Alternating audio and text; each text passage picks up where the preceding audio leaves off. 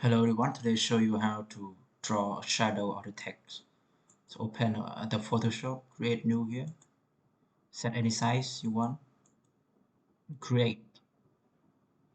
So go to the text here, write the word you want to shadow. Okay, click on it, free transform here. Yeah, you can. So you can change the color whatever you want, or do not change, it's up to you.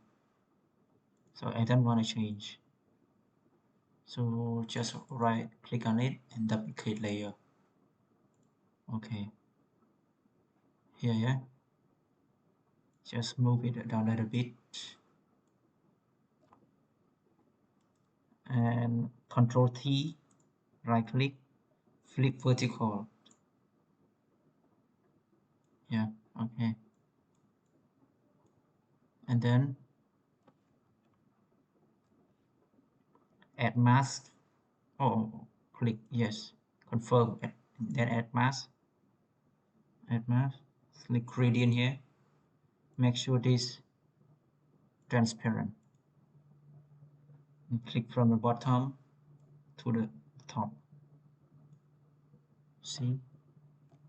And you can reduce capacity here. That's all. Thank you for watching. See you in the next video. Bye bye.